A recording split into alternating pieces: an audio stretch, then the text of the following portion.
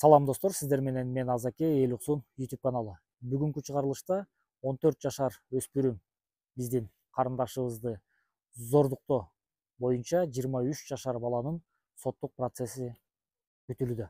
Каналдан четтебеңиздер, кызыктын баары алдыда. Мындай маалымат биздин колубузга түшөрү замат биздин чыгармачыл топ жөнө турбастан жеринен барып иликтөөгө жөнөдүк. Бул маалыматты берип биздин редакцияга кайрылган келинге жолукканда анын оозунан мындай деген сөздөрдү уктук. Мен 14 жашта жашы жете элек кызымды 23 же 25 жаштагы бала көчөгө чакырып, түнү менен түндө таң атканча көчөдө алып жүрүп зордуктап коюптур. Мен өзүм жалгызбоо энемин. Кызым көчөлөп жүргөн кыз эмес. Мен Россияда иштеп жүргөндөн, башка мамлекеттерде иштеп жүргөндөн кызымды өзүнүн энелерине, опекундарга чыштап жүргөм. Кызым алданып калыптыр, жаш кыз. Таң атканча бир эмес 3 жолу жолугушкан экен булар. Ошол 3-сү жолу таң атканча алып барып Кумтуудагы бир жерге алып барып зордуктап коюптур бала. Азыркы моментте бала СИЗОдо отурат. Ошол бала карата иш козголду. Кол менен кылган нерсе мойну менен жооп берип, жазасын алышын суранам. Бул эми келечеги, кызымдын келечеги кандай болот мен билбейм, бирок кызымдын жанында болуп, азыркы состояниясын көрүп, кызымды түшүнүп турам. Аябай стресске болуп, аябай жаман башкача болуп атат. Булар акмактар, мындай адамдарга жазасын бериш керек. Бул баланы мен көргөн жокмун, тууган уруктарым көрүптүр. Жазасын алсын. Бойго жете элек жаш кызыма туугандары келип, кел үйлөндүрүп коелу, кудагый деп мени аябай ушинтип үйгө чейин келишип, кыргызча сүйлөшөлү, бул больницага алып барайып, каерде жатат деп ушундай кылды. Мен аларды кереги жок, мага жазасын алышсын. Баарына урок болсун. Ушундай мага окшоп апалар ыйлап, бойго жете элек кыздар кор болбосун. Жазасын алсын, ушуну суранат элем. Туугандар, кыздын апасы айтып берген окуяны уктуңуздар. Азыр эми ушул боюнча биз Сокулук районуна чыгып жатабыз. Ал жерде ушул иш боюнча чуркап жүргөн жарандык активист, юрист Нурсултан мырза менен жолуккантабыз. Ал бул боюнча дагы жаңы жагдайларды айтып берем дейт. Бул кыз буга чейин дагы башка жаран менен жыныстык катнашка барган дейт. Буга чейин муну зордуктаган адамдар болгон дейт. Ошол боюнча чоо жайын билгени юристти көздөй жөнөп атабыз. Видеодон четтебей туруңуздар, кулакты чогуу салалык. Жашы жете элек 14 жашар кызымды зордуктап салды деген арыз менен укук коргоо органдарына кыздын энеси кайрылган. Тергөөнүн жүрүшүндө аныкталып, Кыргыз Республикасы 157 статьясы боюнча кылмыш иши козголгон. Бул жашы жете элек өспүрүм кыз менен, кыздын макулдугу менен сексуалдык катнашта болуу. Азыркы учурда тергөө иштери бүтүп, иш сотко өткөн. Сот жараяны башталат деп күтүлүүдө. Буга чейин дагы жашы жете элек ошол өспүрүм кыз менен башка бир жаран сексуалдык катнашта болгон экен.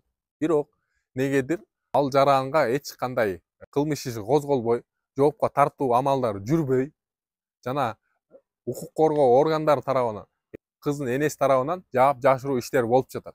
Адилеттүүлүк орносун десек, ар бир кылмышкер өзүнүн кылган кылмышы боюнча жазасын алыш керек. Себеби бул кылмышты кылып коюп эртең жазасыз калуу бул өтө чоң коркунучту алып келет. Себеби андан кийин дагы канча өспүрүм кыздын тагдырын талкалайт. Ушинте берсем боло берет экен деп, эртеңки күнү ким кепилдик берет? Тигинин карындашы, мунун карындашы, тигинин кызы, мунун эжеси тагдырын ошол жанагы акмак талкалап койбойт. Ошол себептен бул ишти жөн калтырбай, тергөөнүн өтөсүнө чыгыш керек. Буга чейин андай болуптур, мындай болуптур, анан андай мындай эле деп жаап жашырып калбаш керек. Мыйзам баарына бирдей. Демек, бирөөсүнө кылмыш иши козголуп камакта жатабы? Ага чейин дагы башка бирөөсү ушундай эле жаман жорукту кылдыбы? Ошол дагы тартылыш керек. Мааныбектен 100 болсо дагы 100 дагы тартылыш керек. Себеби мындай жаман жоруктарды кылган акмактар жазасыз калбаш керек. Бул биздин азыркы учурда коомчулуктун аябай чоң көйгөйүнө айланды. Канчалаган тагдырлар талкаланып, ушундай шалаакы кызматкерлердин айынан, өз ишин так аткарган кызматкерлердин айынан. Себеби укук коргоо органдарынын эң биринчи милдети бул кылмыштуулукту болгондон кийин анан кылмыштын бетин ачып кылмышты кармай кылмыштуулуктун алдын алыш керек. Тагдырлар талкаланбаш керек. А биз тескерисинче кылып атабыз. Качан бир тагдырлар талкаланып адам өлүп кеткенден кийин анан башыбызды кармап чуркап калабыз. Ошону болтурбаш үчүн азыр биз колдон келишинче иш аракеттерибизди кылып атабыз. Дагы да кыла беребиз. Ушул тергөө иштерин өтөөсүнө чыкканга биз аракет кылабыз. Кылмышкерлердин баары өз жазасын алсын. Эч ким жазадан алып кутула албайт. Туугандар, акыркы күндөрү Кыргызстанда тилекке каршы ушуга окшогон окуялар абдан көп кездешүүдө. Биз 7 областка тең чыгып, ушулардын бардык жүздөрүн ачып берүүгө мүмкүнчүлүгүбүз жок болуп жатат. Анын бир себеби бизди каржылай турган эч ким жок. Сиздерден сураныч, ушундай ыплас иштердин баарын алдын ала алыш керек. Ушул кылып жаткан ишиңди колдойбуз деген болсоңуздар, сиздерден сураныч, экранда көргөзүлүп турган М-банк номерине колуңуздардан келишинче салымыңыздарды салсаңыздар болот. Жалгыз койдум. Мен мамама дайындап өзүм бага албайм ба, жаш сиздерде жаш көрөгөм да. Ошон үчүн кичине кезинен бери мамам багат карайт. Кызым вообще көчө өйлөп жүргөн кыз болсо жүргөндө постоянно контролдо жүрөт же слишком катуу контрол койгон окшойт. Тайкесин колунда да, тайкесин, айнесин. Анан кызым өткөндө июнда өзү апрелден баштап эле сабактан кача баштаган калды. Сен чыкасыздар. Анан эжекеси мага жалып кылып эметкенин мен алып кетем, алып кетели деген. Андан кийин өткөн июнда акелер эч ким жок. Мамамдын менен характерим бүтүп калган да бул. Үйгө таң атканча келип барат. Биринчи жол. Саат кечин 8-де чыгып кетишим мүмкүн. Мен болсо самолетко билет алып учуп келем, мамамдын давлениясы көтөрүлүп жатканымда үйгө эч ким жок. Анан кыз менен жашынака сүйлөшүп, кызсыңбы тиги больницага чейин ээрчип барганмын да, бирок уруксаты жок, ишербейт экен. Анан апа жакшымы тиги десе ишен анан уколдор эсалдыр анан жашынака үйүмдүн жыга берип эле кеткем. Анан кайта дагы мынтип таң атканча жок болуп коюп, тайкеси болуп туруп. Анан тайкеси түн менен мага чалып туруп, ой нерсени билесиң депчи. Анан эртең менен чалып коюп, кызым жок мына азыр келип. Анан келсе милиция чалгыла берди. Биринчи жолдо качкан сразу чакырганбыздар. Анда ноер жерде кошуналар отуруп сүйлөп жүргөн да ошо. Анан ошол экинчи жолу ошол 23 жаштагы бала менен ал жерде таанышкан экен, 3-4 жол жолугушуп. Ошол баланын машинасымен таң атканча жүрүптүр, видеого тартышыптыр. Анан ошол видеолорду көрүп, анан дагы кызым жашты кылып атат, бирок жашты 14 жаш турат экен. Сүрөттөргө түшкөн экен, кимге жөнөткөндөрү да бар экен. Билбейм кимиси алып аткан. Бул короче ачыгын айтканда биз кызым эметкен жокпуз. Биз эми билип атабыз, ачылганда эле жакшы болуп бирөөдөн бузбай. Бул кыздыгым Ислам деген бир бала кызын мектептен күп-күнүс эле брошенный жакка барып, ойбойуна колун кайрып зорттоп коюптур да. Аны айтпай жүрөптүр. Анан ошо зортталгандан кийин көрсө өлөм деп коркутуп аткан ошодон экен да. Анан хиджаб кийген да. А бизди каяктан билели кызым эч жакка чыкпаса, эч нерсе кылбаса. Анан бул менен жататпай, анан телефонунда милициялар болсо, мисалы мама бул жерден допрос кылып, кызым эми эч нерсе билбейт да.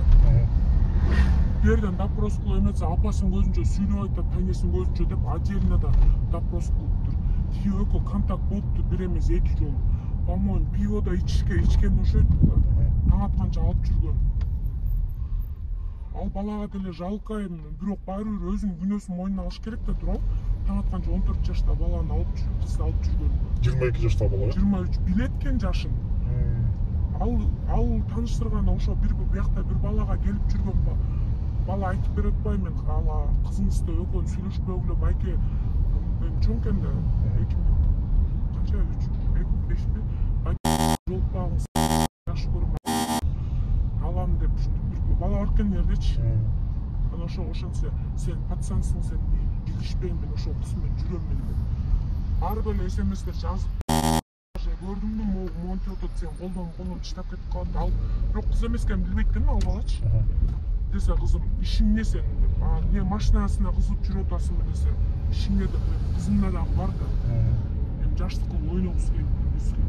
Анан эң эле милициясы мага мит отпой исламга да заявление жаз депчи. Биз Россияга кете турган адамбыз. А мен айттым, кызым кылган биз тиги баламдын эжелери да келип атты да, өткөндө да жолуп скорый алып кетти мени. Алып кеткен жок, келип дарып бара берди. Өлүп калайын дедим жерде. Жүрөгүм канып. Аны айттым, биз кыздыгын силерге эметкен жок, түшүндүм. Кыздыгын башка бала алыптыр дедим. Болгон алган менен оны бала кечикке алып жүрбөй үйгө алып кетип окпой бойго жеткен 23 жаштагы бала. Туурабы?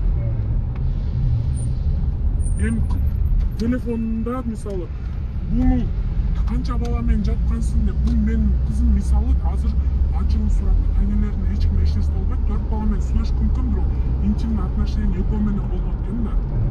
Кызымчы просто телефонду чоң байкелер каяктагы группаларда сүрөттөрүн сурайт, ол бирчик жер түшкөн дейм. Ошо сүрөттөр жөнүп туруп милициялар ошолор да токтоп атышат да. Мен өткөн айткам, ушул дело менен ишини кылып берме, мен кызымдын окуусун алып кетем депчи. Окуп албайт деп. Азыр бир жума калып келет, эс алгам. Ошо биринчи катнашта болгон бала канчанча экен? Биринчи катнашта болгон бала канчада экен? 18-19 жашта. 18-19 жашта. Ал совершеннолетний. Анда совершеннолетний экен да ал, э? Ал дегенде жамдайда биринчи, экинчи бул ошо биринчисине башта экөө тең ар жазылат да. Мен беркисине жазган жокмун, мен кызымдын психикасын бузбайм депчи. Аны эми ал баланы таба алабыз десе таба алышпайт, анткени номер кызым мурунда апрелде сүйлөшүп, буну бузуп коюп бара сүйлөшпөй коюптур деп түшүнөсүң. Качып кеткен. Ошого кызым да номерин өзгөртүп кеткен да. А мен ушул гана дело менен ишти козгоп, ушу менен бүтүп бергиле деп. Тиги баланы биз да сүйлөштүрдүк, ал айылдан жөн келбептир. Айылда да бир 2011-жылкы кыз менен болуптур да. Кызым айтып берет, сен каяктан билесиң десе, түрмөдө отурган бала инстаграмына кызы бар, жаным деп лайк баскан экен да. Анан берки кыз көрүп калып, ол 2011-де жазып, мен алданып калдым эле, сен да алданып калбаган деп. Мен айттым, точно ушундайбы десе, мама ыйлап айтты дейбиз деп. Анда камалсың, ооба камалсың депчи. Мен бир ойлогом, просто аз жас деп иштеп кетип калайын депчи. Ондайлар кереги жок. Еще биз Екатеринбургда оны эжеси айтып атты. Мен Екатеринбургдамын да. Именно менин үйүмдө семейныйлар жашайт да. Ошону семейный баланын апасы бөлөк жашайт. Ошонун подружкасын экөөсү болуп атпайбы бул камалган бала. Чал акча сурап, эмне болду десе, ушундай пастава дешти, элессиз. Пастава деп, анан кийин сен ана тип, анемде алмага чалып коюп. Аны кылчын, азыр Екатеринбург деп аларга чыгаракмын да. Туугандар, видеону башынан аягына чейин көрдүңүздөр. Поделиться кылып жана лайк басканды унутпайбыз. Себеби сиздердин баскан лайкыңыз жана комментарияңыз ушундай иштерди алдын ала алат. Сиздер менен мен Азаке, Эл Уксун YouTube каналы.